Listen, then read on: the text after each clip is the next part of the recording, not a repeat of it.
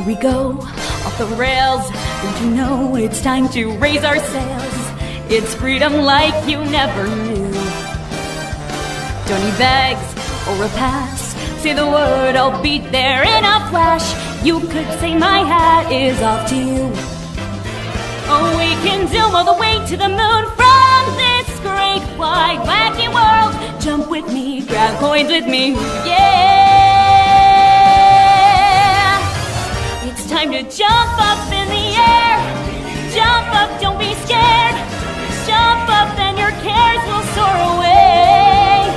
And if those dark clouds start to swirl, don't fear, don't shed a tear, 'cause I will be your one-up girl.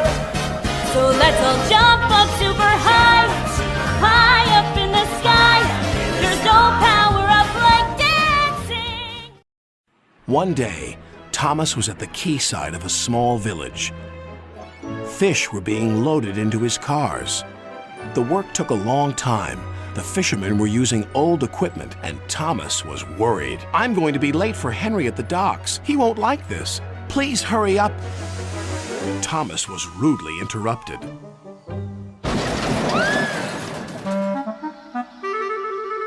His driver and fireman laughed. "Phew," sniffed Thomas.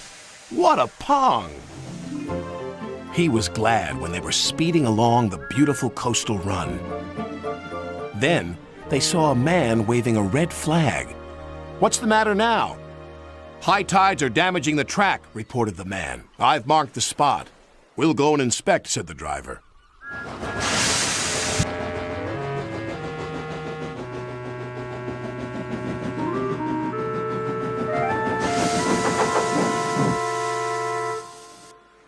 "It would be dangerous for heavy engines like Henry," agreed the driver.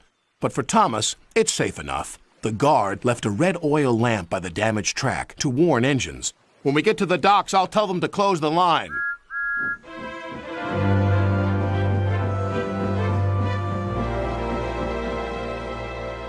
Henry was waiting for Thomas's cars.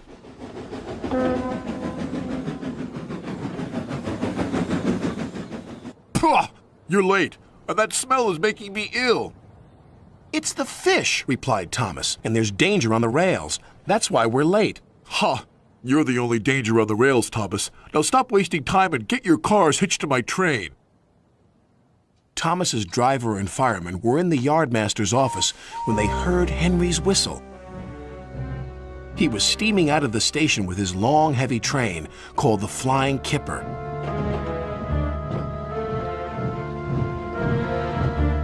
"What route is Henry taking tonight?" asked the driver. "The coastal run, it's the quickest." "But I told you," gasped the driver. "That's dangerous for a big engine like Henry." The yardmaster quickly phoned the signalman. Henry roared past the signal box.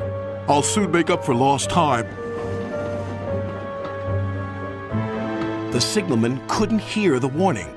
By the time he did, Henry was far away in a cloud of steam. But when Henry reached the coastal track, his hopes for a fast run were dashed. Fog floated everywhere.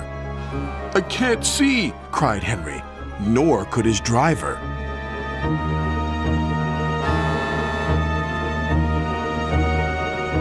And when he could, it was too late.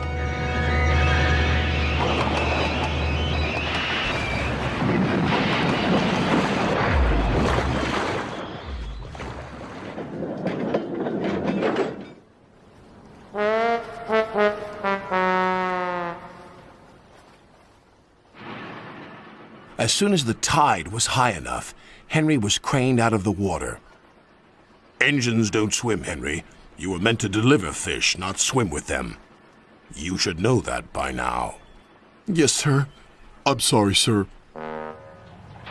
When Henry arrived at the docks, Cranky the Crane looked down on him. My, Henry, I expect you'll have some fishy tales to tell. But take my advice, have a long hose down first."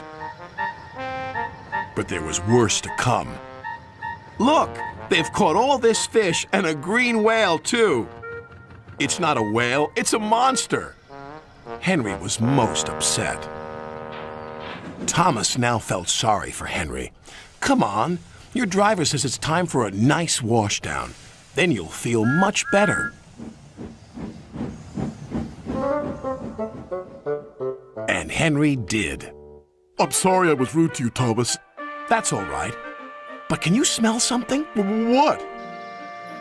Fresh air, Oh, yes. replied Henry happily.